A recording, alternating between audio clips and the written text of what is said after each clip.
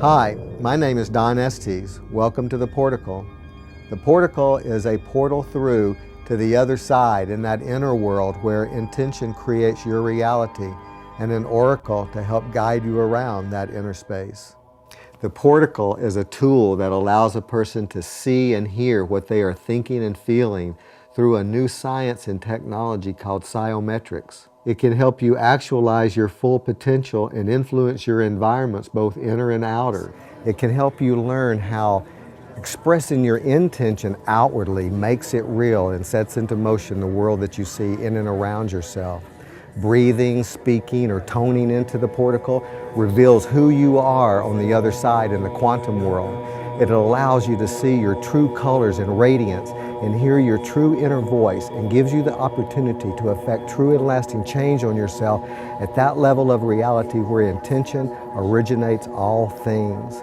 As such, it is a tool that can teach you the real truth and the real secret behind the law of attraction that can enhance your life forever. The Portico can teach you how to become your own dedicated support partner and lead you to your true self, which still lies shrouded in the mystery of imaginary possibilities. The automata of your machine await your command. Welcome aboard.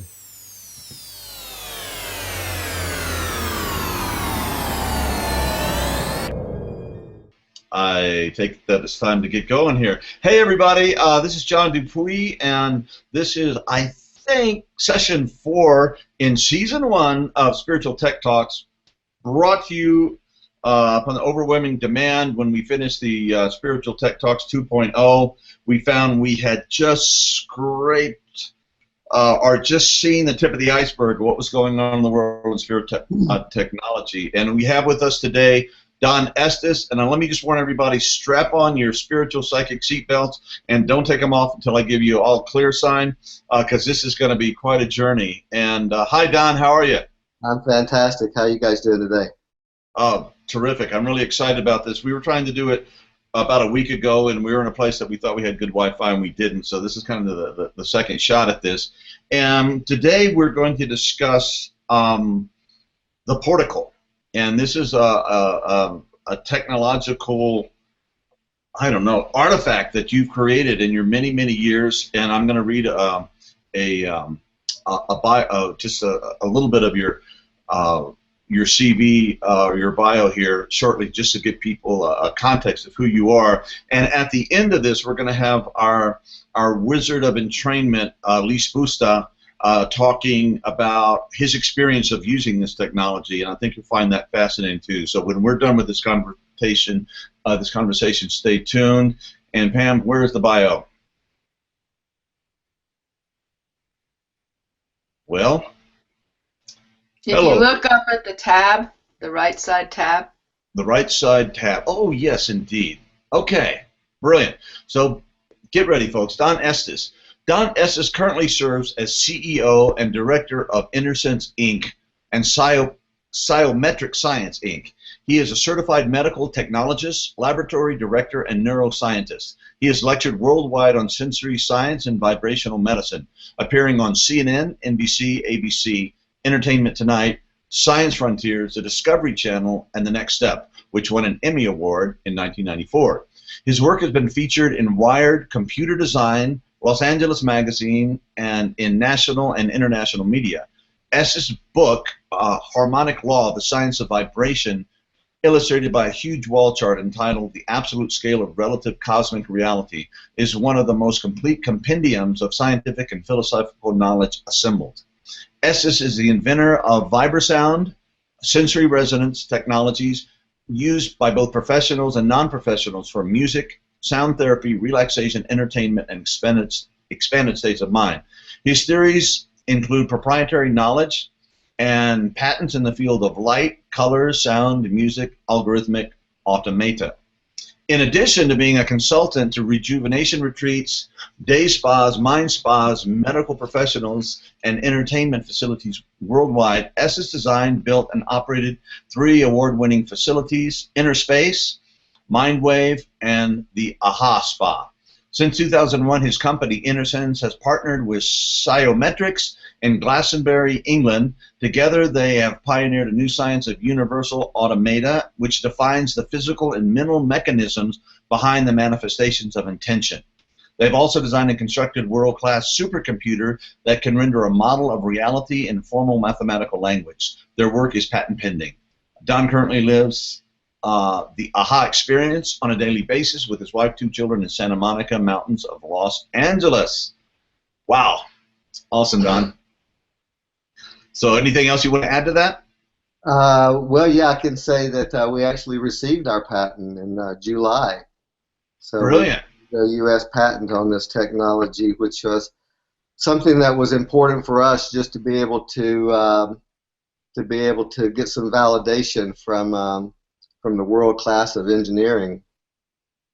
Well, that has to be rewarding. And how long had you been working on this project before you got your patent through?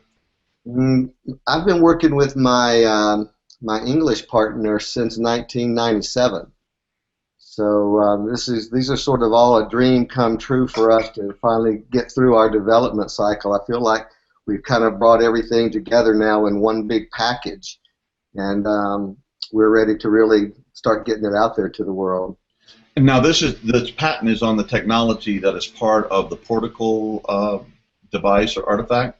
Yeah, all of our technology that we're currently offering is built around this patent, except for our early technologies, which was the VibraSound system that we started out with back. I actually invented it back in the 70s and the 80s and started selling those by the early 80s. That has now become more or less a feedback part of the program. It's a platform to actually feed back all of the biometrics and things like that we do now. So why don't you tell us in layman terms, as you're capable of, what exactly the Portical is and what it's designed to do?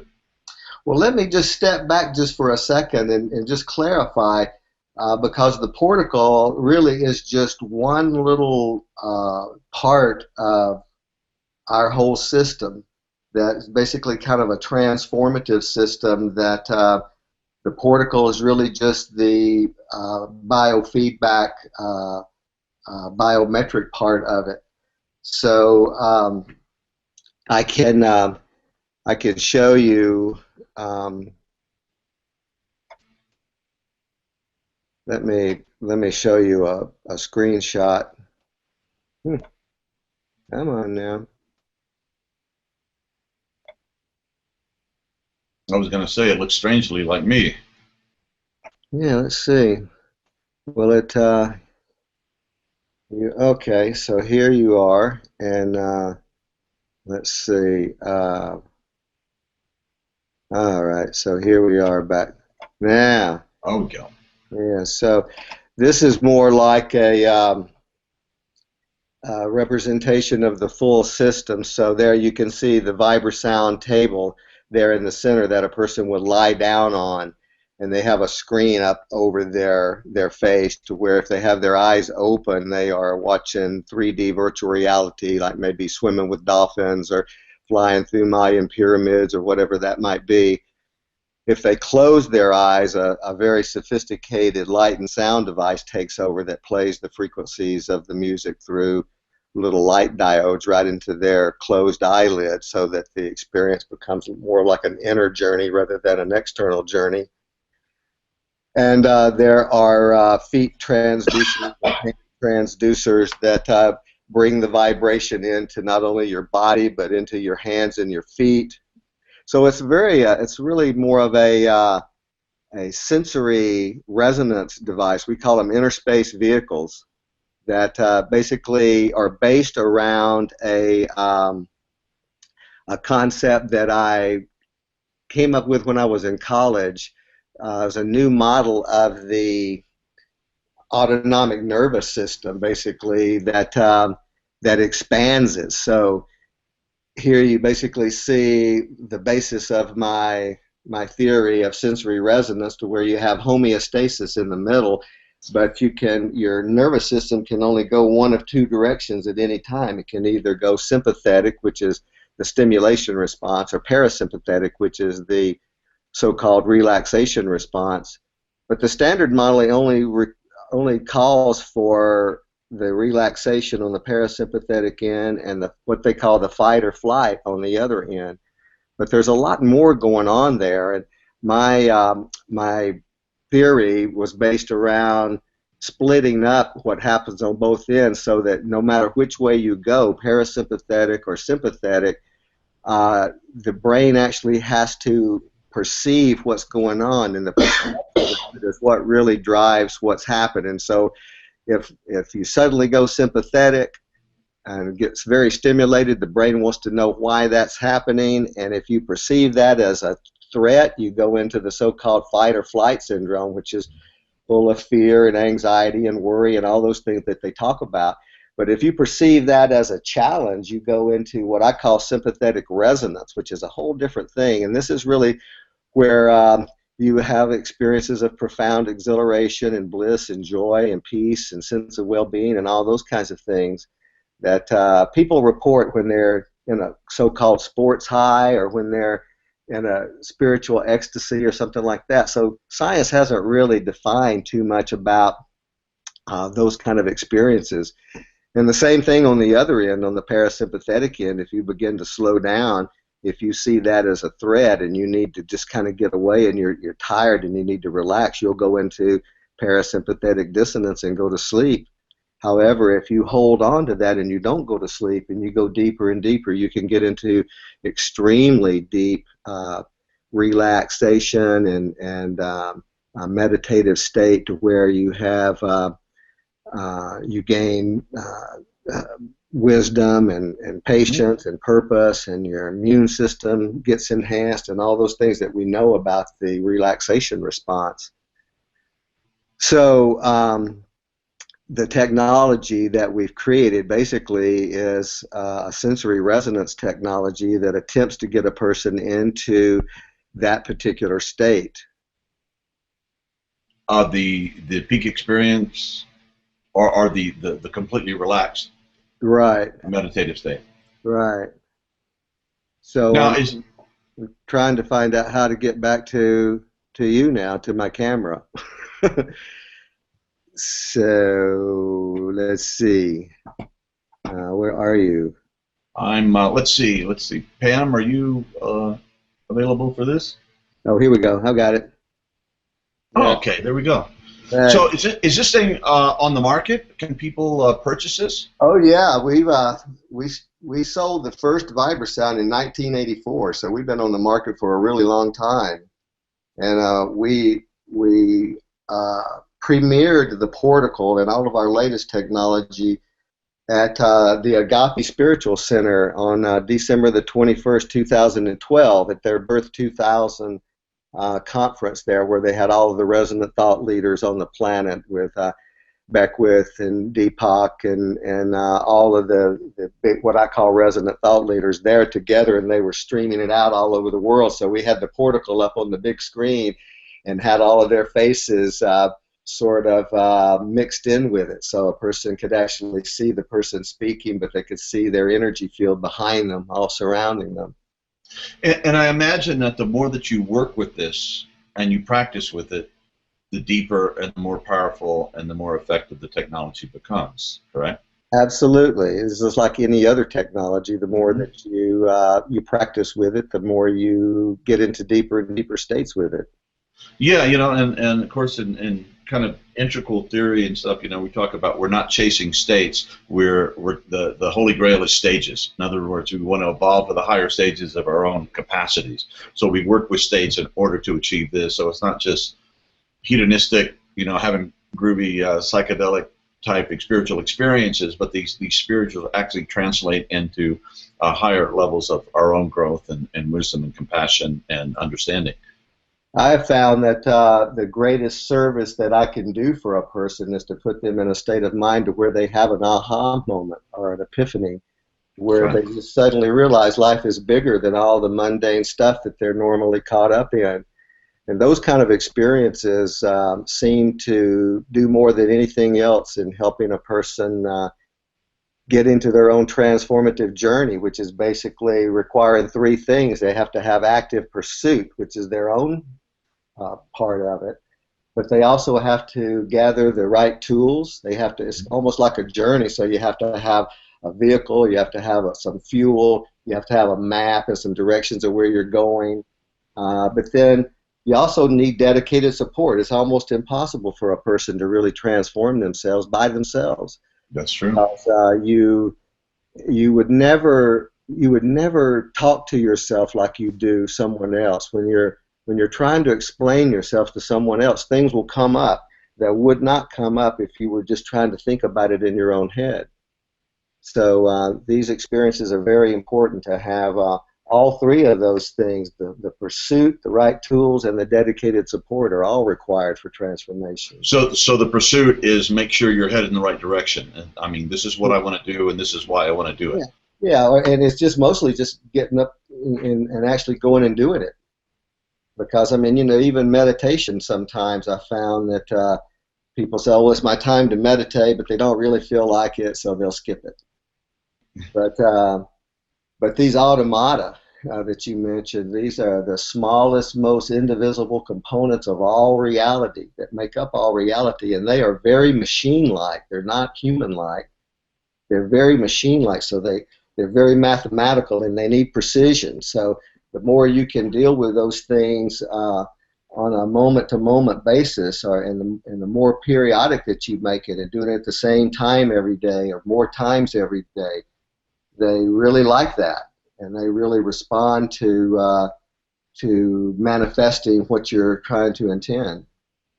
So discipline and a schedule and stick-to-itiveness are important in pursuing stuff. And not dabbling, not this, that, and the other. But yeah, I really get that. And yeah, if you do it every once in a while, whenever you feel like it, or whenever it comes to your mind.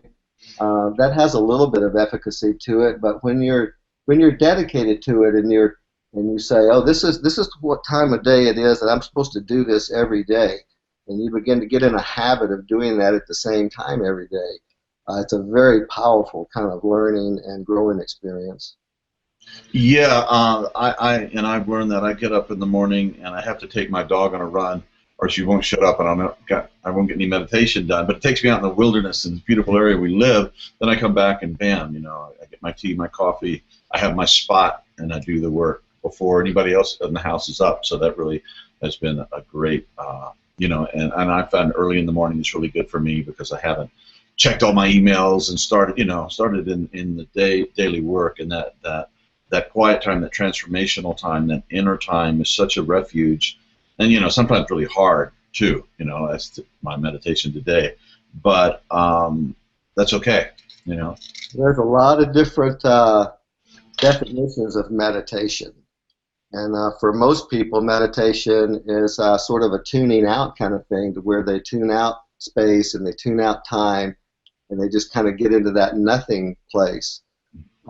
Somewhat like an escape from all of this stuff.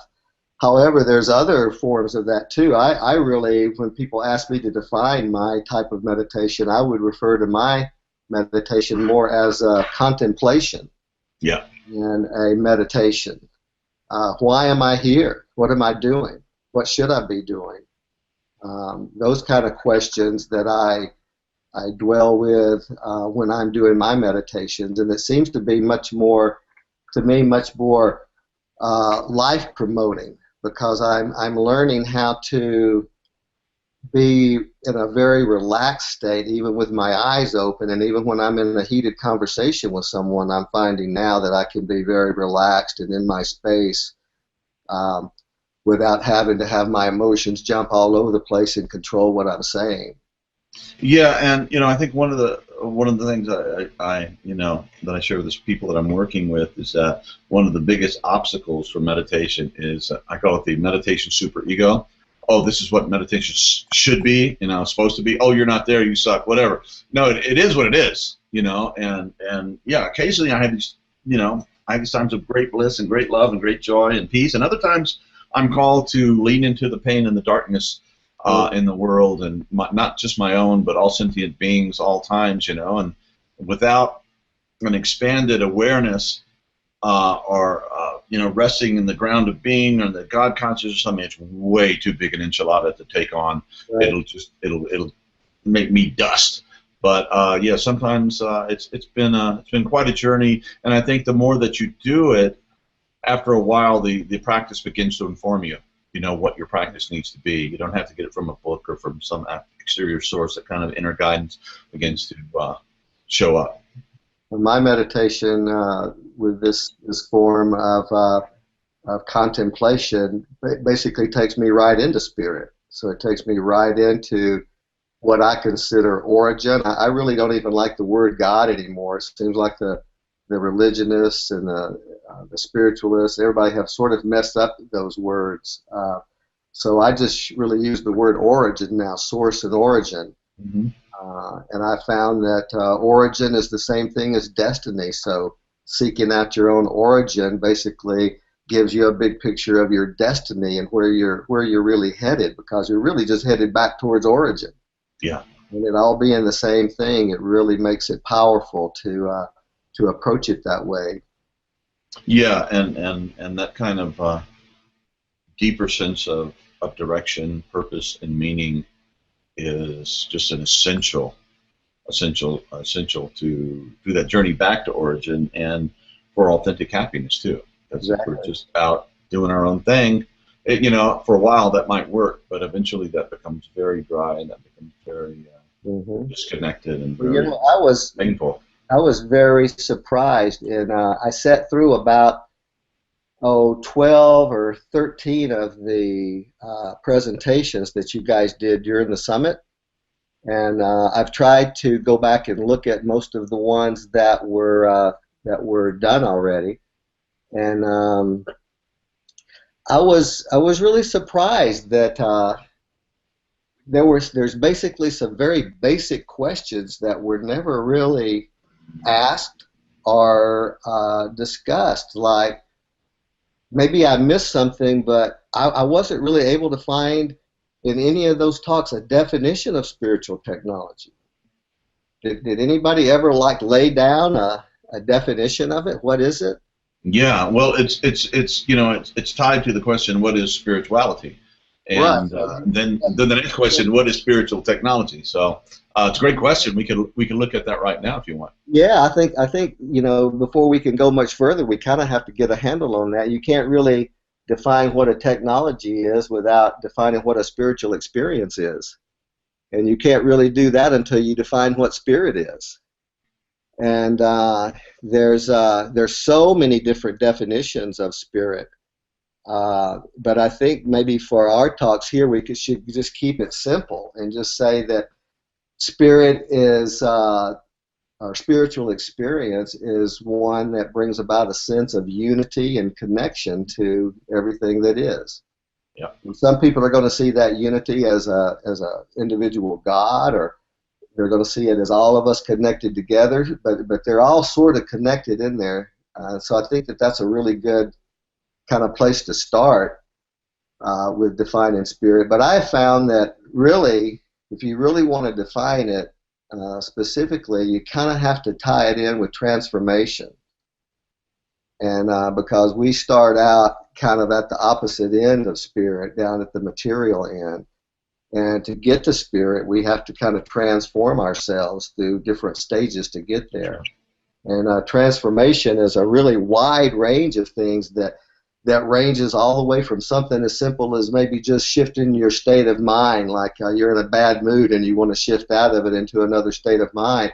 But that goes all the way up to higher levels of transformation, relationship issues and career issues and health issues and financial issues and all those kinds of things. Getting those all worked out in your life is matters of transformation. But if you take all that all the way to the end, what is the highest form of transformation?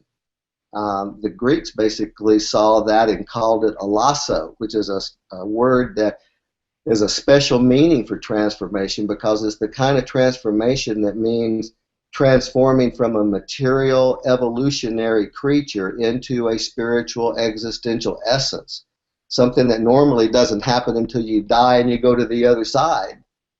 But I believe that's possible here on this planet for a person to reach those levels of states of mind of how they're going to be at the next level. And so that's really what we've been up to is creating these transformative technologies that assist a person in realizing that the ultimate goal of this is to transcend this human state and get to the next level. And so if you're talking about transforming yourself and you want better health or you want a better relationship or a better career or whatever, you might as well say, if I'm going to put the time into transformation, I might as well just go all the way, because the ultimate end of that is transformation to the next highest level of who I am. So that's basically what we do ourselves and what we try to convince our associates and our friends to do, is to take their transformation to the highest level and begin to start thinking about who they're going to be in the next life and who they are in this life, what's their manner of being and manner of doing, and how do I need to shift that in order to get myself into this state where I'm transcending being human. And then if you do that, all those other problems just kind of solve themselves. Your career takes care of itself, your relationships, your finances, all of that kind of just fall into place once you start really concentrating on transforming yourself to these higher levels. Yeah, and who was it? Was it Einstein said that you can't solve a problem on the level it was created? You know, you have to up-level it, and oh my God, the world of relative reality and relations and all the things that go in the world, like, just really can't get anywhere if you just try to approach it on the same level. You're just you know, shifting around the furniture on the Titanic, so to speak. Mm-hmm. So you have to get to that higher level, and yeah, that's the and of course in the integral theory we see transcend and include. You don't leave your humanity behind. You don't leave the world behind, but you have this larger whatever that next level is contains everything that came before. It doesn't annihilate it. You don't dissociate from it, but you hold it in a much larger, expanded awareness and capacity. We call that unit of time perspective. And I show you, I think I have a slide right here that basically illustrates that. I can find it. Where is that slide? Oh, here we go.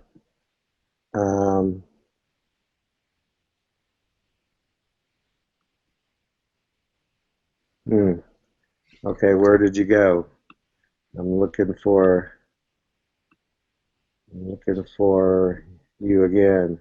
Oh, okay. Pam, are you about? Can you see my screen now? What do you see? No, I can see you. You see me now? Okay. I see your beautiful face. Okay, so. Okay, that shifted something. It's up in the upper left, that green arrow. That's how you turn on the screen share. I know, but I somehow oh, here we go. Here we go. I found you. All right. Now. Okay. So now you see my screen, yeah? Don, I knew anybody who could create the portico could figure this one out. Well, I tell you, these computers, I tell you what, they're complicated sometimes. Yeah, they keep us praying and dealing with our emotions and. Well, you see my screen now, yes? Yes, levels of consciousness, unit of consciousness. So this gets me into my next question too by showing you this slide here. I was talking about. I had mentioned that being able. You were talking about. A conscious expansion of how consciousness gets more complete as you get more conscious, and you can kind of see that from this little screen that I'm showing here, where in the little chart there at the bottom, where the V comes together, where the vortex comes together, you can see the present moment. And as you move into the past or the future through the different levels of consciousness there, you can see how consciousness expands so that at the present moment it's very, very narrow. But as you go through the higher levels of mind, the consciousness expands both into the past and the future. So if I were to ask one of my kids, if I were to tell a small kid, well, we're going to go to Disneyland soon, they would jump up and down and say, oh, great, let's go. But then when you say, well, we're going to go next month, they get a big frown on their face. Next month? Oh, That's my like forever. God. Yeah. Just forever. So an immature personality has a very narrow unit of time perspective, whereas the more conscious you get, the more wide that becomes.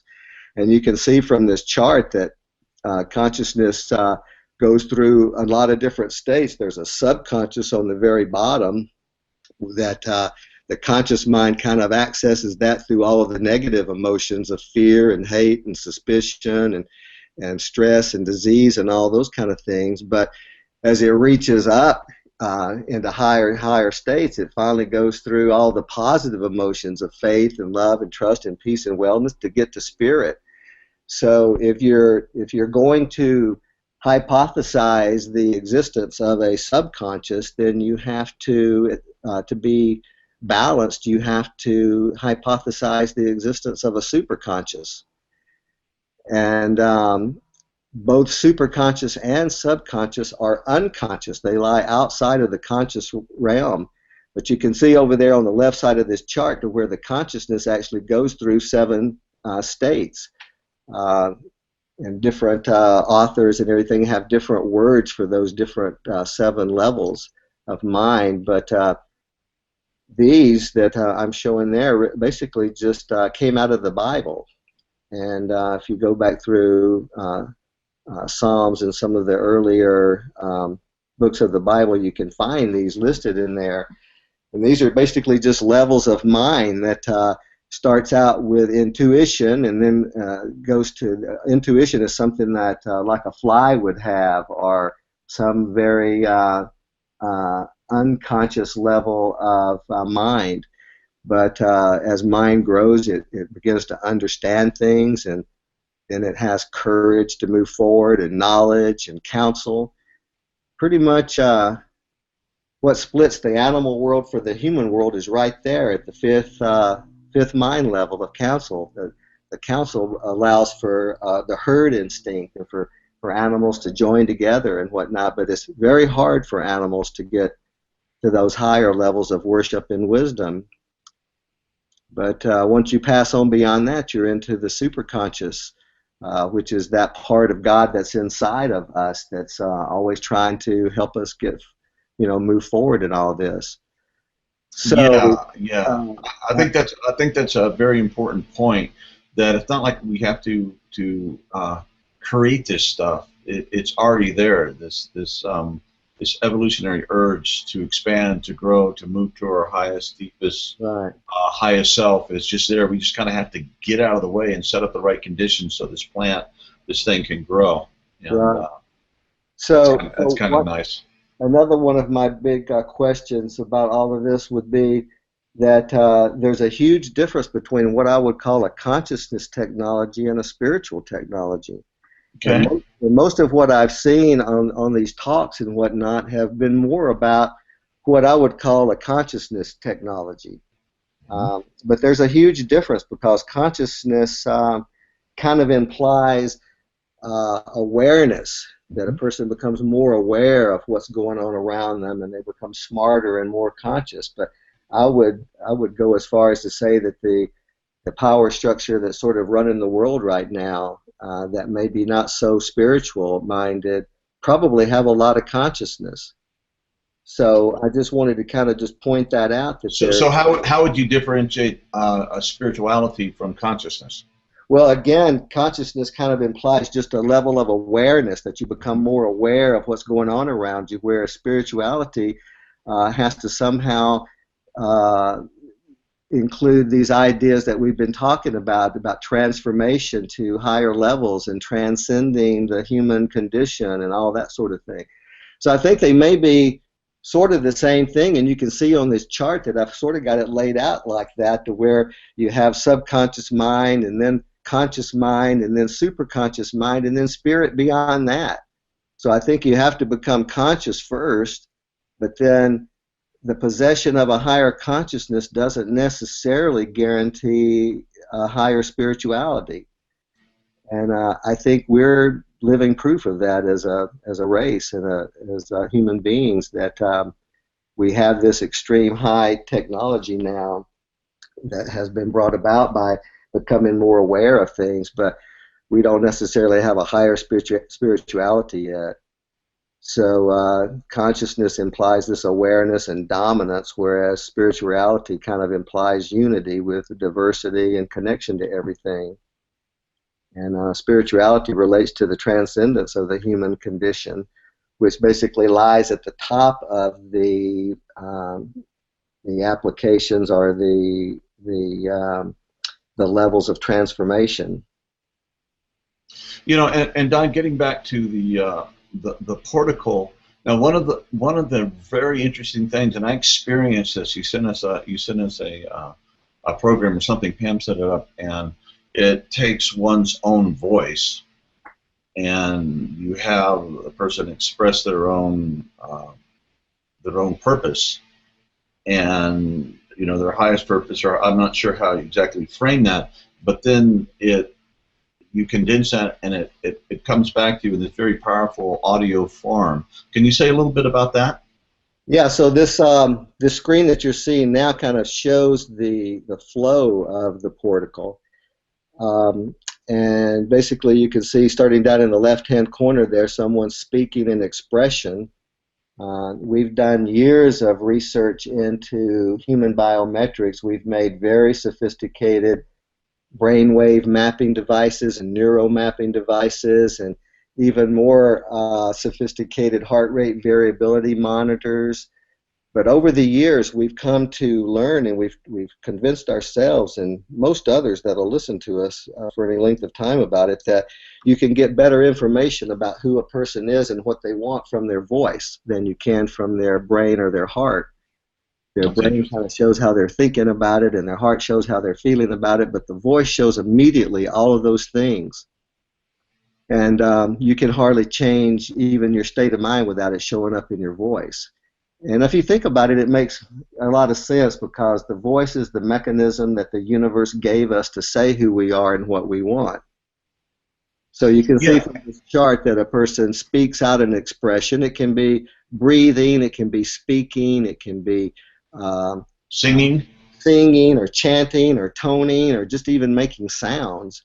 But any kind of expression actually gets taken out and into the computer. And the first thing that happens there at the second step is that our algorithm is applied to it, which is an algorithm that basically defines transformation. How does something transform from one state into the next state?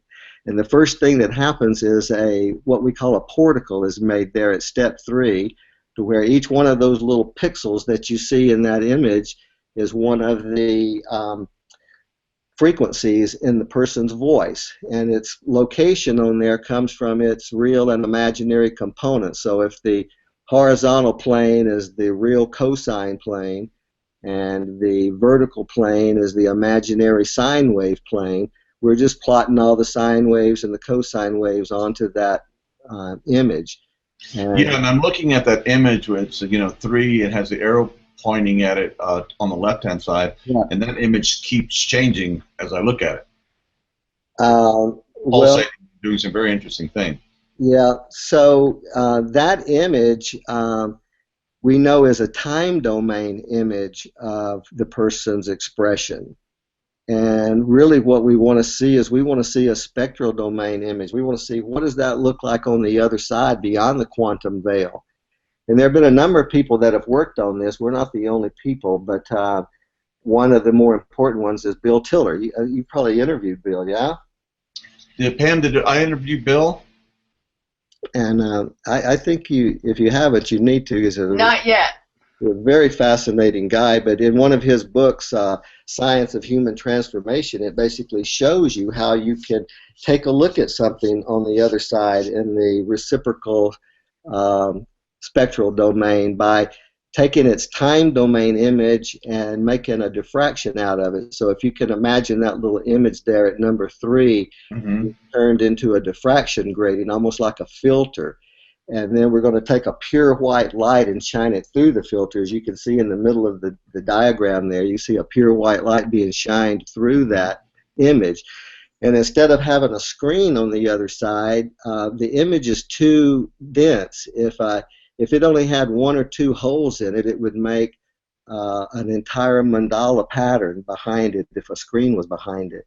But it's with we have maybe 20,000 or 40,000 holes there, and the image gets so dense you can't really see it like that. So we have to have another topology to populate with all that information. So instead of having a screen behind the portico, we have a little lens, and that lens refocuses the image into a 0-dimensional point and puts it inside of a 12-dimensional torus, as you can see there. And then it goes right into the very center, and all 12 dimensions, that torus is really a hypertorus with 12 toruses stacked inside of itself, with all 12 dimensions going through that center point. So I populate that center point and then torsion the torus, just fold it, let it fold inside out, and then populate that whole surface.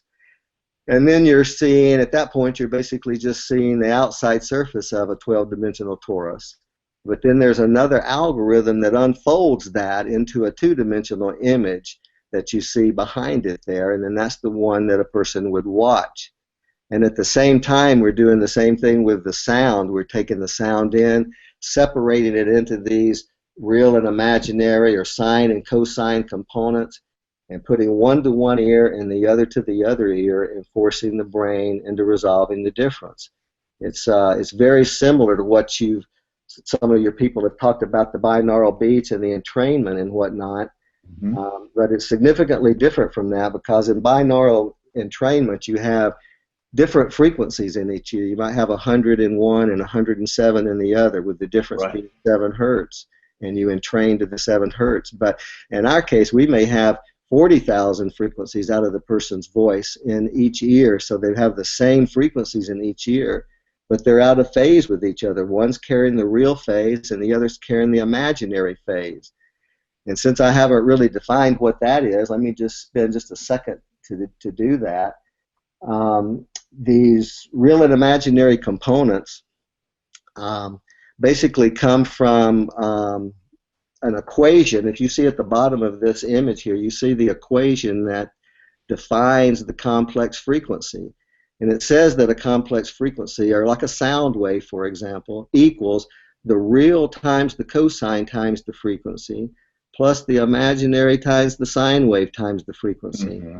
And you can get all kind of information if you go do a search on the sine wave and the cosine wave.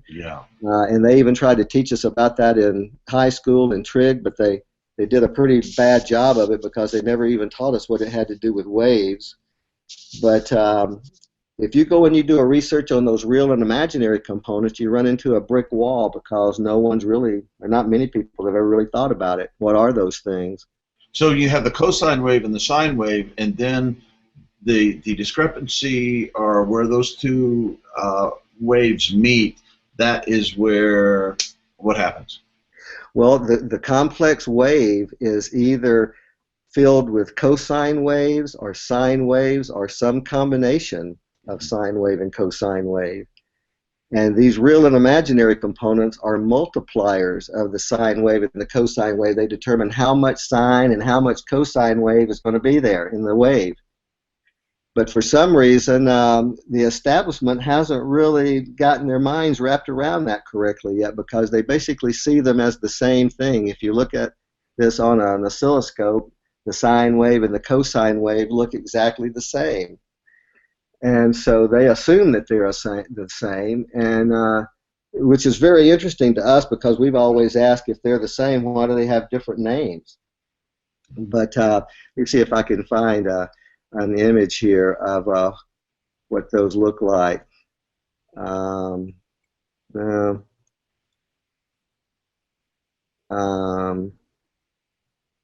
I can't find that. I can't find that. Is that it? I can't find the slide right now, but these these real and imaginary components no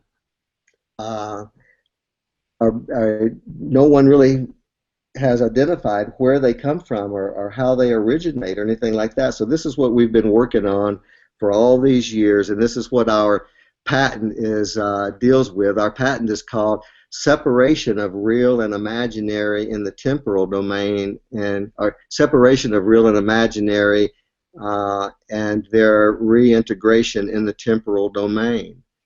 And so we've been. And when you say real and imaginary, the imaginary is a potential. Would that be another way of saying that? Yeah, exactly. So the real is the actual parts of something, and the imaginary is the potential parts of something. So imagine if you were listening to someone playing a violin, and part of what you're hearing is coming from the resonant cavities of the violin, from the strings and the resonant body of the violin.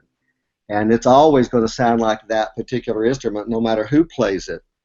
But how it's being played, how the string is being bent or bowed, how the keys are being attacked on a piano or the pedal is pumped, all of those are things that are added by the player. They come from the instrument.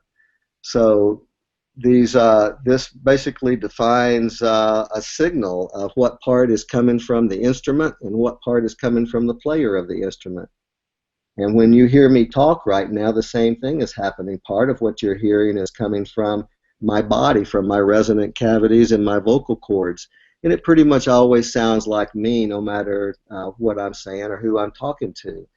But how I feel about what I'm talking about is a different thing. I could leave that part out and keep talking, but I would sound like one of those guys in Battlestar Galactica with no inflection in the voice because they're really a computer.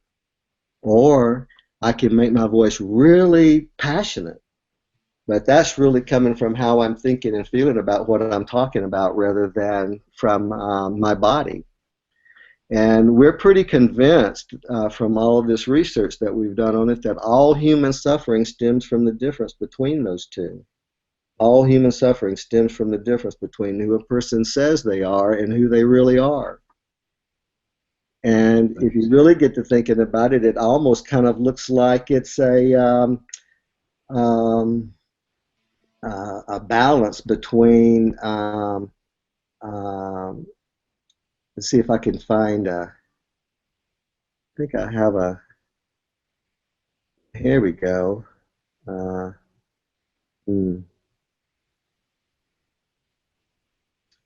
don't see that one either. Anyway, so this is being able to, let me just put it like this. Any situation that comes up in life, anytime a choice has to be made, it's almost like the old cartoons. You remember when a little angel would appear on one shoulder and a little devil appears on the other shoulder. I know both those guys pretty well. And they both start going at you, and you're neither one of those things. You are not your body or your animal self, and you're not your spirit or your spiritual self. You are this consciousness that is sandwiched in between those two, having to choose between what they both tell you. So we're pretty much convinced that this is the basis of consciousness, that we have this animal self that this evolutionary animal self that is trying to direct us, and we have this spiritual self that is trying to direct us, and we're having to choose between both of those. And so basically, that's what our technology has been revolved around, is finding ways to measure and identify these real and imaginary components and then feed them back to a person such that they can resolve the difference between them. Mm-hmm. And that's basically what the porticle does. Yeah, the yin and the yang sort of thing. Exactly. Now, the porticle has been around, you said, since '94? No, the porticle, we premiered it on December the 21st, 2012, there at that Birth 2012 that happened at the Agape Spiritual Center with Michael Beckwith. That's right. You mentioned that earlier. It got streamed out all over the world, so it was really an amazing day for us. So do you use this yourself on a regular basis, or do you have people that are using this as a part of their transformational practice? Yeah, I usually wait till everyone goes to bed here at night. You know, I have two teenage daughters and a wife, and it's a lot of drama flying around here during the day. So I wait until they basically go to bed, and then I go into my living room. I have this on my big screen television, and I just sit on my sofa, and I spend at least 20 minutes with it, sometimes more. And what have you noticed in yourself? I mean, you know, you've done a lot of meditation, a lot of work on yourself over the years, but what have you noticed in your own personal experience? What's going on as you use this technology that was created through you, maybe? What are the shifts, or what are the changes, or what are the fruits of your practice with this technology? It just lets you be conscious in your day-to-day life instead of having to wait until you're in the cave meditating. This allows you to live it all day long throughout the day, so you become conscious when you're talking to other people. You become conscious of what you're saying, and you become conscious that you may be dominantly outward radiating onto them your own ideas, and those are great as long as they're positive, but when they're negative, you can drive them into a negative state as well. So part of the portico basically shows a parameter, shows dominant outward radiation. It can determine how much energy is in your voice and which way it's going. Is it going inward towards you like a black hole, or is it coming outward into the world? And we find that this dominant outward radiation is very powerful, and it's a great thing to possess because it basically allows a person to create their own reality. But the downside of it is that a person that has dominant outward radiance, whenever they get in a bad mood and they're not paying attention to it, they can get everybody else in a bad mood. And then when they go away and they get themselves out of the bad mood and they come back into around everybody else, and everybody else is still in a bad mood, they wonder, what happened? Why is everybody in such a bad mood? And they don't really realize that they're the ones that put them in the bad mood. And do you find that the quality of people's voices change over time as they work with this technology? Absolutely. In fact, I've done it so many years now that I can pretty much just listen to a person and pretty much tell what their portico is going to be. Wow. Hey, Don, can you put your face back on the screen? Yes, I can. I think I'm finally learning how to do this. There we go. There we go. Yeah. You know, and I would say that there's two parts of spiritual practice. First, you need to have those spiritual aha moments, right? Mm-hmm. You know, where you wake up. But then I think as time goes on, then it's you need to stabilize that awareness so that it's something that you can access all the time instead of just boom, one time, or I remember this experience, and it becomes more there. It becomes the water that you swim in, or the context that holds your whole individual life experience, and it just shifts things. Yeah. Yeah, it's a life tool. So it's a life experience that you learn how to live it day to day. It's not something that you go and you do whenever you need to get away from it all. It's a lifestyle that you learn how to live. That's right. Yeah, and people say that have said to me about iWave. Well, isn't that just another addiction? And I go, no, it's not really, because my ego still doesn't want to meditate. I really notice how my ego wants to avoid the deep side of the pool a lot, and I've learned that when I get that starts coming up, my ego is really, there's something going to be revealed. There's something that I'm going to find out if I just stay with that and work through that resistance into that deeper place. Well, that's another big question that you bring up there is, why do we even need a spiritual technology? Because like you say, a lot of people say, we were born with it. This is something that you have naturally. But the truth of the matter is that whereas we were born with the greatest technology that could ever be created, we were born without a user manual. We don't have an operator's manual. And so that's really basically what I believe all these technologies are, is they are tools that we're using to help create this operating manual.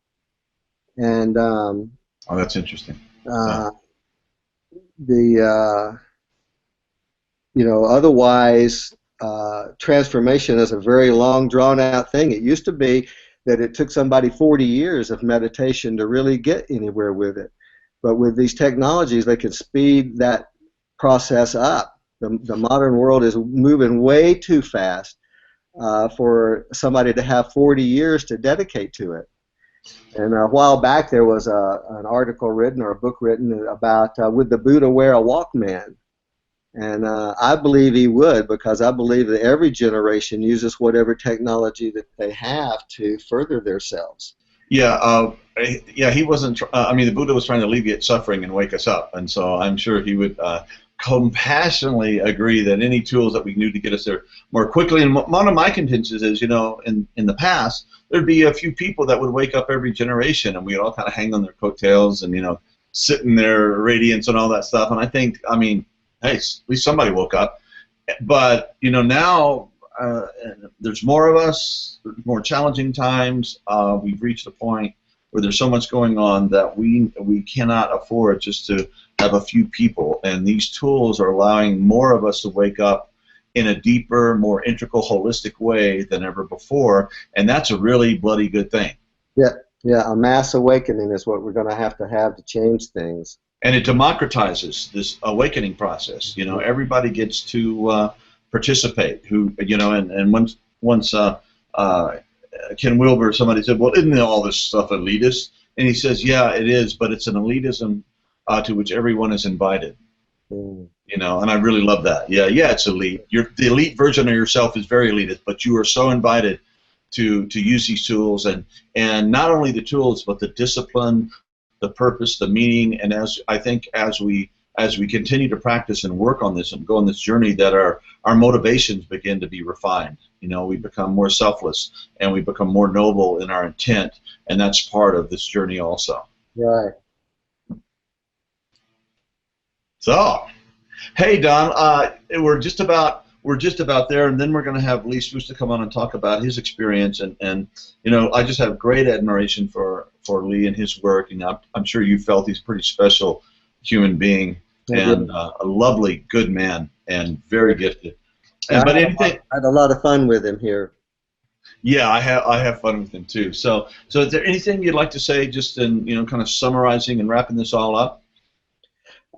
Sure. I would like to just reiterate again the importance of spiritual technology and maybe identifying the difference between a consciousness technology that just helps you become more aware and a spiritual technology that really does help you gain insight into how connected all of these things are, how connected we really all are. And it's not so much about self-growth as it is about planetary growth, about the growth of all of us rather than as individuals. So I think sometimes it gets focused a little bit back on the individual, about how to make the individual more conscious, rather than being focused on how it's really about how to make us all become more conscious, until at some point we all really do become one. A lot of people see that sort of as God. They say all of us connected together as one entity, and that could be seen as a God. To me, I kind of see that as the supreme being, because it would be an entity if we could all be one together. But that's something totally different than the original source and the origin of it all. Yeah, well, it's recognizing the essential reality as it is, and as Ram Dass famously said, it's all God and drag. At a certain point you realize, oh, there is nothing but spirit. Right. So I could finish up by just saying that this type of thinking about making models of things, we've been taught since we were kids that to study a phenomenon, particularly a natural phenomenon, the scientists make a model of it and they study the model. And so that's basically what we've been trying to do. We've been trying to make a model of somebody's consciousness, of their intention. And so the portico basically allows a person to state their intention. There's another part of the portico that uses a headband. I can kind of show you the headband here. that wraps around the head like this and hooks up to the portico so that it brings in what the person's thinking as well as what they're expressing. But you take in the person's intention or whatnot, and then we're able to separate that into these two components and feed it back to a person to where they themselves actually have to become the agent that transforms themselves. And this can be applied to a lot of different things. One thing, for example, is I can take the wires loose from the headphones and put them down in a glass of water and ask water to do the same thing I'm asking the person to do. And whereas when you're watching a person with the headphones on, you can't see much happening inside of them. But if you watch this water, you can see that the water begins to have to go through the same process that the person is having to do. First thing, it has to acknowledge the need to change. Then it has to give up resistance to the change, and then begin to remove all the unwholesome things that are in the way of making the change, so it begins to cavitate and implode inward on itself and vaporize itself, and all of a sudden, whoosh, it's all gone in vapor. And then we capture the vapor and reconstitute it back into liquid. We're almost like resurrected. We've killed it and resurrected it again, but it carries with it those instructions of how to give up the resistance and let go of the unwholesomeness and then step out to the next level. So this is a very powerful technology that we've created there as well. And you'll love this personally because you're a musician, but we just out of curiosity, we took some music and we played it through the portico and was really surprised to see that the mandala went flat. So it was like went flat screen. And after a lot of research, we made an amazing discovery that when you take a sound, any kind of music, and you record it, you run it through any kind of electronic component, it phase locks the real and the imaginary together, and half of the music disappears. And so we have this new technology called Psychedelic sound, which is a little piece of software that unlocks that. And oh my gosh, it's like night and day. It returns the music to the way it originally sounded live. Oh, and, hey, Don, Pam just reminded me there's a bunch of people that have questions for you. Okay. So can we shift to that? Absolutely. All right, Pam, you wanna make that happen? Sure. Just a comment. Don, Lee was telling us about this music processing thing you've developed, and I'm fascinated. Would love to experience. Yeah, when do I do the album? I'm ready. When we get off here, I'll send you a free copy of it. How's that? Brilliant. Cool, like that. Okay, here's some questions. You'll love this. You hook it up to your amplifier and you just play your guitar through. It's going to blow your mind. Oh my gosh! All right. Yeah, I can't wait. That's very exciting.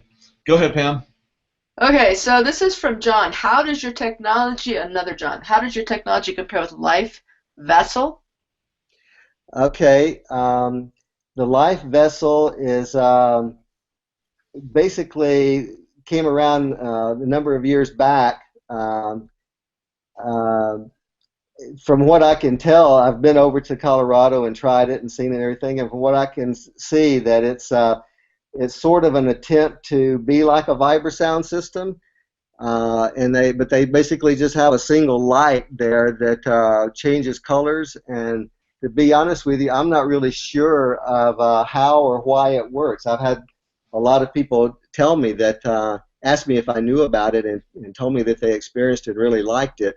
But I think it's a very simplified version of what we're talking about here as far as sensory resonance is concerned. Great, thank you. Okay, want to mention The Apprentice from Randy? Oh, thank you, Randy. Yeah, that's my partner, Randy, actually, and he's just reminded me that we have just released a new portico, a Portico Apprentice, which is a free trial version of the portico that anyone can go and download for free. Maybe Randy, you can on the chat box you can put the address to download that.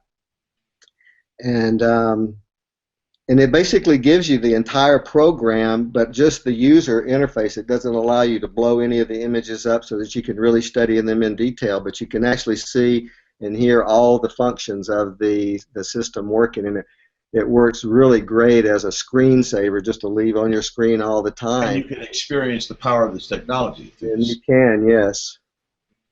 Brilliant. And then and if they like, then they can upgrade to the larger version. Wow. Cool. Very generous. Pam? So this is from Robin. Have you ever had any outliers in terms of huge discrepancies or great resonance between the two frequencies in the portico? Well, I'm not really sure I understand the totality of that question, but there are people that have extreme life-changing experiences from it. Let me just put it like that. It doesn't always happen, particularly the first time, but sometimes it even happens the first time, to where the person will have an aha or an epiphany that changes their life forever.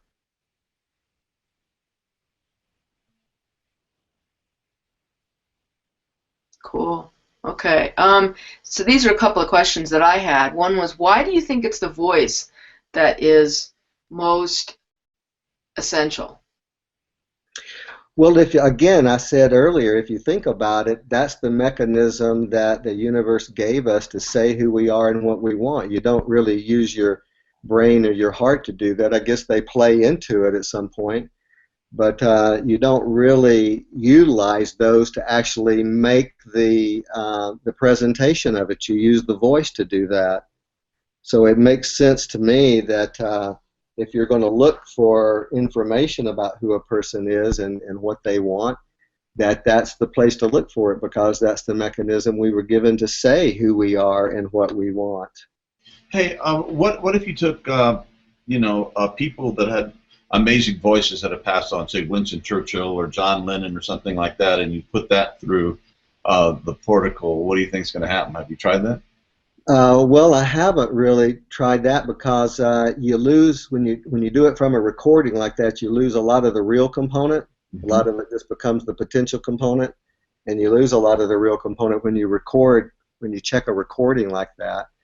But in checking high efficiency or highly conscious people, we've seen some pretty amazing things. Now, if we put pure harmonics through the portico, you wind up with 12 concentric white rings on a black background. And all those colors that you saw in one of the porticos there, those are all energies that are in dynamic flow. They're not really the parts that are already harmonic. But your question, say the question again. Well, if you just took the recordings of some amazing people, like, an orator, Winston Churchill, inspired a nation to resist, the Nazi horde, and John Lennon was, just a genius in what he's saying and wrote. So whenever these dynamic energies get balanced out in the portico, they're red, they're green, and they're blue. They're physical, mental, emotional, and spiritual kind of energies. Whenever those get balanced out, they become white, just like light or paint does, to where when you combine all the colors of light, they become white. And so if you run perfect harmonics through it, you get these concentric white rings. I rarely see those in actual portico sessions. However, we have seen them. I can remember one night that Michael Beckwith was over doing it, and 4 or 5 of his dimensional rings were quite clear and quite white. So I think the more conscious a person gets, and the more ability they have to control their own manner of being and their own manner of doing, the more they get grounded on those different dimensions. And when you get grounded on the dimensions, that white ring shows up. So you can see it, and we have seen it on certain individuals. Pam, are there any more questions? Yes, 2 more. One is from Jerry. Does the Muse work as an interface? The Muse is very, very simple compared to the Portical Neuro, and it's the specs of it are not nearly accurate enough to really do all the things that we need with the Portical. So really, the only interface that's working right now is this this one that we're having made. We're about to release this within a month or so, and you can kind of see here those are silver electrodes that go right up against the forehead, and then this is a nice little ear hook instead of having a clip that clips on the end of your ear. This makes and that records the voice. Yeah, it makes it. Well, no, this records the brain. Brain. Okay, but the little ear thing had a, what was that little teardrop thing on the end? Was that a microphone? No, it's just something that holds it on. Oh, okay, okay. Yeah, and very cool, very elegant. I've seen a lot of things. It's very nice. What are you calling it? We call this the Psychedelic headband, and then it's the interface to what we call the Portical Neuro. So I can show you very quickly the Portical Neuro.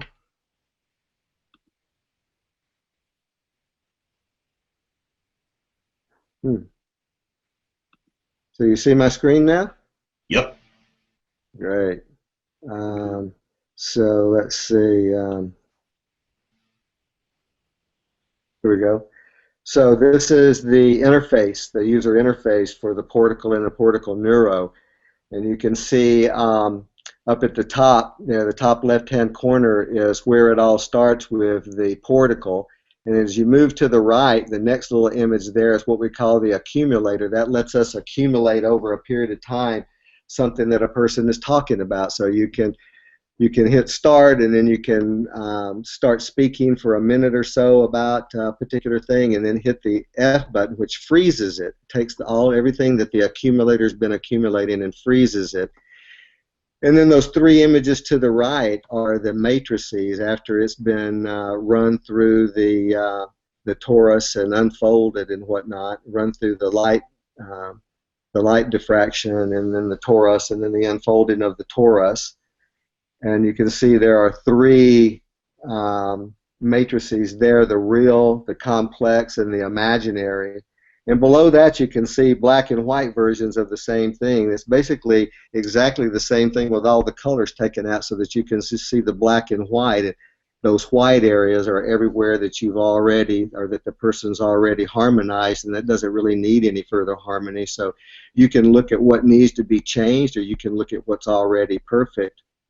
And then down below that you can see a number of numbers and letters there that are basically what we call state of being indicators that are running in real time, that let you see in real time the distribution between real and imaginary and complex, or between physical and mental or spiritual, or you can see the frequency ranges, or the fundamental frequencies, or the music notes that are associated with those particular frequencies. Oh, interesting. Yeah. You can also see where you're at in the manifestation cycle between thinking about something and expressing it and acting on it and manifesting it. And you can also see your dominant outward radiance there. And then down below that, all along the bottom section of the interface there, you can see a number of other displays that are disabled right at the moment because I don't have the headband on, but all that engages when you put the headband on. And you can basically identify 16 different states of mind that a person is in by watching that data. We actually originally created as a gaming technology such that that information could be used to help guide a person around in a game. But it actually works incredible for transformation as well, because you can see whether you can think about something and tell whether you're being extrospective about it or introspective about it. You can tell whether you're feeling connected to it or repulsed by it. You can see whether you're feeling energized by it or depleted by it. You can see whether you're in the past, the future, or the present. So you can see a number of different things that are going on in real time while you're wearing this headband. So the Portical Neuro is really just a way for you to understand who you are. Most people will try to use it as a manifestation machine and speak their intentions in it with the hope that their intentions will become true. But what's way more important than that is, how are those intentions, if they did come true, how are they going to change you? How's that going to change how you are in the world or what you do in the world? So basically now we have people just sit down, and instead of speaking their intentions into it, we have them speak into it who they are if they had all those intentions. And that seems to be a much more powerful way of transforming oneself, is to deal with who and what we are rather than what we want. So Pam, we had one last question. Two. One is, are there places people can go to experience the Portical? Yes. If they go to our website at www.theportical.com, they can find a link there to our locations, to where the people do have this around and about. We don't have nearly as many as we want out there, but there are more and more showing up in the different cities, and where people can go and actually try this now. Yeah. Particularly here in LA, anybody that's close to LA, this is our home office, and we have the studio here where we basically could show all the different technologies that we're... Man, I can't wait to get to Southern California. That's a good excuse. Yeah, and of course, this is going to be recorded, though we're doing this live and on the Spiritual Technologies 2.0 website, and we'll have all the the contact information edited into this conversation, so you guys can go back and listen to this again. I think I will need to do it and take notes and to absorb all this. And Pam, you said there was one more question? Yeah, I just put in the wrong link there, so I just put in the correct one. But yeah, which is the cost? What's the cost for this? The cost of the Portical is $399, but as I mentioned, that's just the one little component of our whole system. We have VibraSound systems that range anywhere from about $3,000 up to $20,000 or $30,000, depending on how much technology is involved there, and if there's virtual reality and different types of biofeedback and things like that involved in it. So it's a very wide range of possibilities that we have. I just installed one last week for about $2,500, which all was in a suitcase. So everything that a person needs for visual, auditory, vibrotactile, color, every kind of imaginable vibrational therapy, all packed into a suitcase for under $2,500. Wow. And so you can go from very cheap, just something you can download onto your computer, to what about the rig you have in your office? How much would that, if that was like, I imagine that's the kind of the top of the... Yeah, that's around, the system that Lee came to do is around $20,000 to have a whole system like that does the virtual reality and everything directly into a person. Awesome. Well, hey, thank you so much. Pam, do you have anything you'd want to add to this before we sign out here? Just that we're going to have links available. All these links, we'll put them up on the web page. And when we close this out, we'll have Lee's experience. We'll run that. It's about 20 minutes for those that can hang on, or you can come back later and watch it. And Don, this has been wonderful. Thank you so much for coming on. And it's been my pleasure. We've only scratched the surface. I know. We're going to have to do it again sometime. I agree. Yes, we are. I was just going to say, we're going to do part 2. Good. Yeah. I would appreciate that. Hey, Don, thank you so much. It's been a real, just a fascinating, enlightening, provoking journey with you here. So thank you so much, and I can't wait to do it again with you. My pleasure. Blessings to all of you.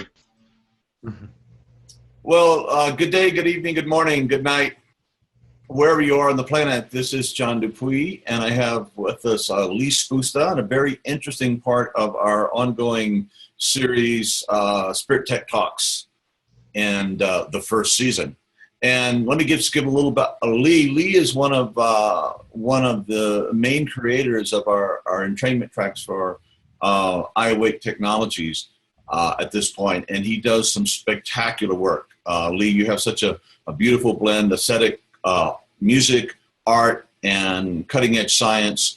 And your stuff is one of the major things that I meditate with every day. So I am internally and eternally grateful for your work. And we've been together before and played music together. And he's an incredible guitarist and musician, and just a pioneering neuroscience artist, whatever this thing is. So all that to say, Lee, you live in Southern California, and you were given the assignment, which you accepted, to go to check out Don Estes, who is going to be interviewed for this series coming up here very shortly, and to check out his new technology called the Portical.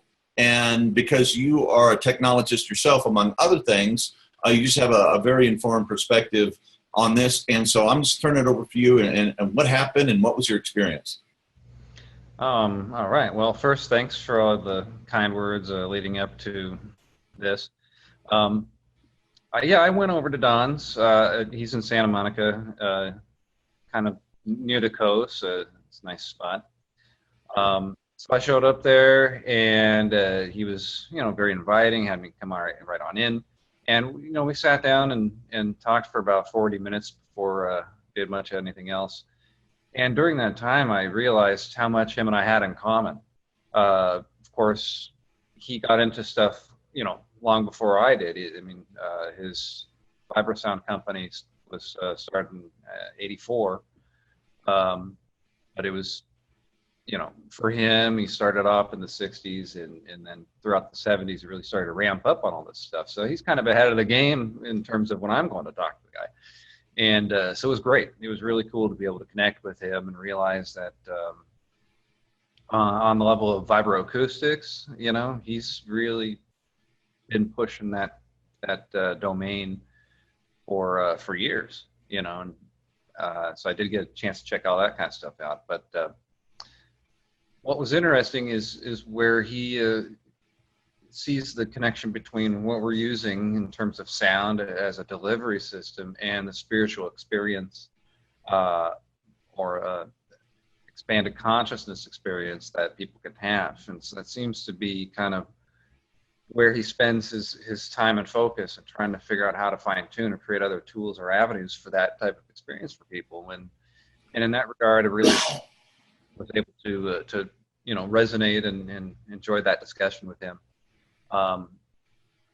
And so, he revealed that recently the Portical came out of a kind of a discovery that it gets kind of technical, and I leave that up to him to talk about it because he's the one that knows what he's talking about on there.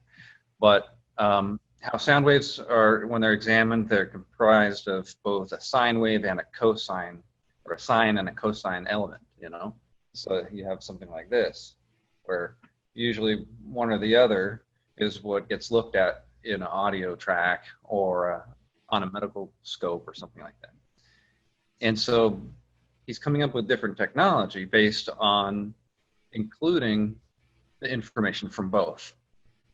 And I had to follow him for a little while because I'm not a mathematician, and yet it started to make sense because he was able to demonstrate what he was talking about in a real-time application. And so I guess what I'll do then is kind of go back a little bit here and talk about my experience in terms of, aside from our conversation, what I experienced. Yeah, what is this thing? What is the artifact? What are we talking about here? What does the actual technology look like or feel like? Well, it's kind of blended in with the other stuff that he's doing, and so I think if I tell it to you organically, it might make a little more sense because it's how it occurred to me.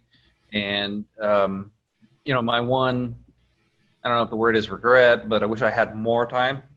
Sure.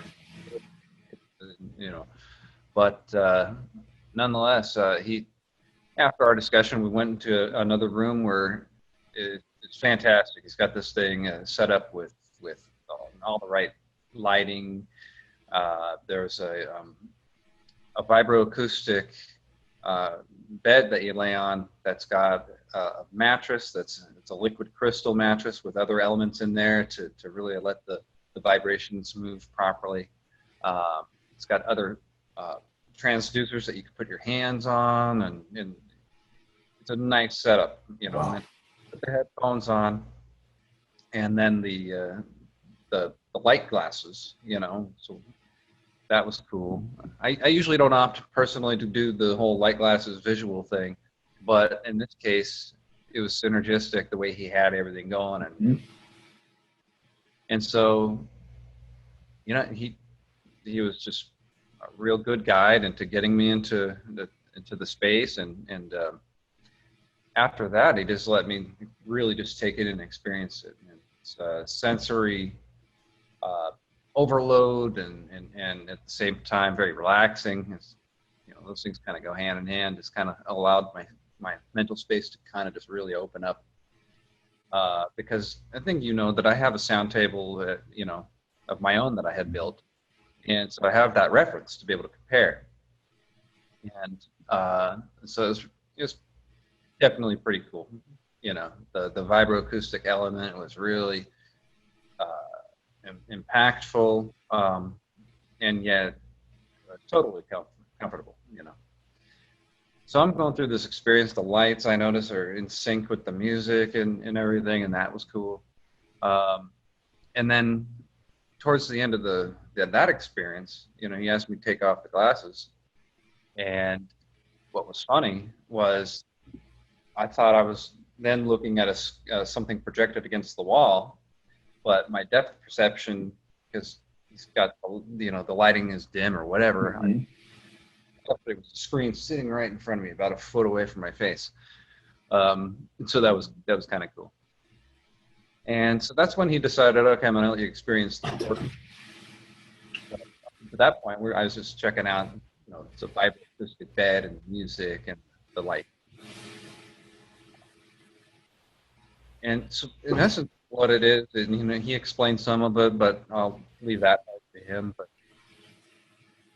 that on the screen, there's what looks like a visualizer, like a music visualizer, and then with the headphones on, it has a, you know, mouthpiece, so there's a microphone attached to it, and he had me, you know, just test it out, make sure my volume, that I could hear myself well and everything else. And then he invited me to come up with an intention, whatever it might be, about that day, my life, whatever. And so I came up with a statement of intention. And so he had me say it a couple times. And then basically took my verbal statement of intention, and he compressed, almost like overlapping all of the words or the audio content, kind of pushed it all together into a very compacted, probably half of a second, and then looped that half of a second. So I just kept hearing that, and it had the flavor of a cacophony of voices, but in a brief moment. You couldn't tell a particular word, but his explanation was that that's the vibrational essence of your intentional statement. And you're doing the whole table thing at this time? Outside of the regular time scale, so that that serves as part of... Huh? And are you doing the table and that whole holistic experience while you're listening to the feedback loop and the glasses? Yeah, I was still on the table at that point. I, you know, nothing too... there was no music going on in the background. It's just... but I could hear and feel the resonance of my own voice. That was definitely cool. And so I'm kind of sitting inside of my own vibrational, intentional aspect of my voice there. And, but on the screen, it looks like a fractal image, you know, and a kaleidoscopic fractal. And then what he was pointing out is that's a visual analog or interpretation of that same signature of your voice. And so you can just use that to hone in on and focus and just get this visual element it really just starts becoming kind of a part of a feedback. Now, again, I was there to demonstrate or experience these things, and so had I sat in that space longer, I might have gotten more and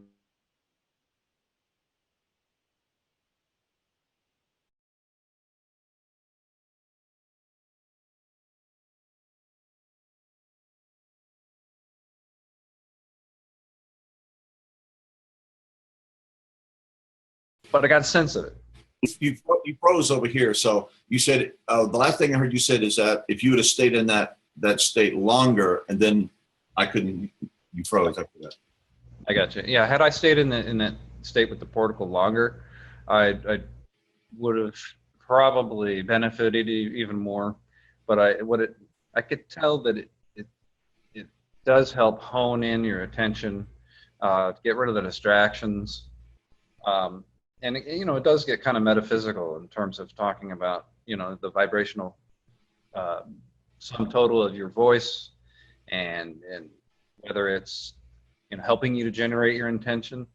You have to kind of think outside of the box, but a lot of this stuff is at the same time, he's got a kind of a technology background for it, putting it all together. So I thought it was just pretty cool to have these elements that they're visual and auditory representations of your own voice, your own intention, fed back to you in such a state to help you to get into this trance or this focus meditation and get your intention out there. So I thought that was really cool.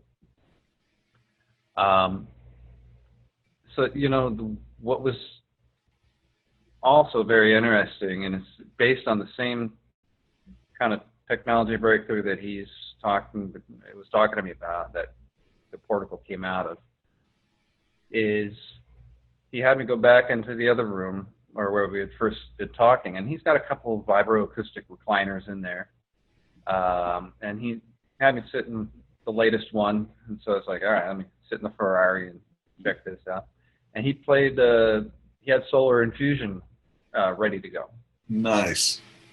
Cool. So I get to see how my own track would sound with the recliner. But what he also had was a slider that I could go back and forth, kind of to go A or B. A would be normal stereo. Everything's fed through that recliner as well, so I'm really feeling it. But I had headphones on, and so all right, here's regular stereo. And then based on that same sine cosine formula that he's come up with, he's come up with a way to add even more depth to a track, whether it's whatever type of music. That doesn't matter. But in this case, we were listening to Solar Infusion, so I put it on, slid it up, and I was able to tell pretty quickly that, we already have this right and left stereo sense, but it almost opened up a top and bottom. A new dimensionality that wasn't there. And I thought that was pretty cool, and I could see him, taking that places depending on what he plans to do with it. But I kept going back and forth and really kind of assess, was more full-bodied. I couldn't put my finger on it except maybe just to say, what is that? We don't have ears, our chin and the top of our head, so it's I don't know, it's some sort of phase experience that our ears and our brain adjusts for it in such a way that we experience the broader sound. So that to me was something I walked away with that was really impressive. So, in general, I think Don's into some cool stuff. He's been pioneering stuff for quite a while. He's definitely plugged in and focused on spiritual technology. That definitely is a high focus of his. And so the great thing is I made a nice new contact, and we talked about even working together in the future on some workshops. So a great connection for me. Don's a great guy, and what he's doing is really cool. I want to be able to experience the portico aspect of everything he's doing even more, to be able to really work with it, to get a truer sense how Yeah. far that I could take that. Did I freeze again? Yeah, a little bit. Yeah, I was just going to say, but all of these technologies you need to be able to work with. It's like you get a gym membership and you work out one time, and you're supposed to have, working out is this based on going to the gym once. Right. Well, gym is something that, the transformation happens over weeks and months and stuff. So it would be really amazing to be able to work with this over time. And of course, you bring a great perspective because you've been working in this transformational technology field for years yourself, and are very in tune with kind of this inner subtle energy in the brain. I mean, after you do this work for a while, you just become, you're very receptive to it, and you can sense into it. So your perspective is really valuable. And so your takeaway is this guy's really onto something. And basically, Don, he's demonstrated already with where he's already been with his career, and products are out there that he's pioneered some stuff. He's definitely a pioneer and a leader in that. But that he's coming on to some interesting stuff because this sine cosine thing that I was talking about, right? He's got a patent on that allows him to go in so many different directions with it that he might even be sitting on like a gold mine. I mean, this would be pretty cool. So we'll see where it goes, where he decides to take it. But definitely a cool guy. Definitely pushing boundaries, and he's willing to put it out there and put obviously a lot of his time and money into it. He showed me the software that operates, all the audio, not just the headphones, but the vibroacoustic and the glasses, and how he's got it all set up. And there's different oscillators that you can assign specific, values, or, 7 hertz on this side and 8 hertz on this side, and all this stuff in there, and it is just really cool, so it's taking the time to make software very functional and have a lot of adaptability or functionality within it. So the sense I got from him, if he's going to do something, he'll take it, and really make it something, not just kind of a quick thing and throw something out there. He's been developing this for a while. Brilliant. Yeah, I've had a couple of conversations with him, and he's very interesting, very brilliant guy. So what follows here should be very interesting. Hey, how's your follow-up to solar infusion going? Lunar? Oh, the lunar awakening. It's begun. It's going to be very much, so far anyway, a lot of like heavenly voices type of sounds. And so what I'm trying to do is figure out how to layer these sounds in a sequence that gets into kind of an ethereal space, just like I did with the first one, trying to tap into what's kind of a flavor that makes us feel like solar infusion over here. I'm trying to figure out that sound of what is a lunar awakening, which is about opening up your intuition and your inner wisdom and that kind of stuff. So it's underway. I'm a Cancer, by the way, so I'm looking forward to your lunar awakening, because I'm all dialed into the moon. But yeah, solar infusion, I use it about 4 or 5 times a week now, and it's a masterpiece. It's absolutely brilliant. So I'm really looking forward to the next offering. Yeah, I appreciate it. I hope the follow-up is as well received. Awesome. Hey, Lee, thank you so much, brother. Really appreciate you going out there. And I love, one of the things of this whole spirit tech thing is that we've started making connections with people that have been, laboring in related fields, definitely related fields, but never even heard of each other. And here you guys live close together. And so this whole thing of collaboration is a new competitive edge. If we put our efforts and our genius and our work together, we're going to come up with something better, and we're going to do more good things for more good folks. So anyway, thanks for your part in it. Really appreciate you. Yes, sir. It was my pleasure to go and meet with him. All right.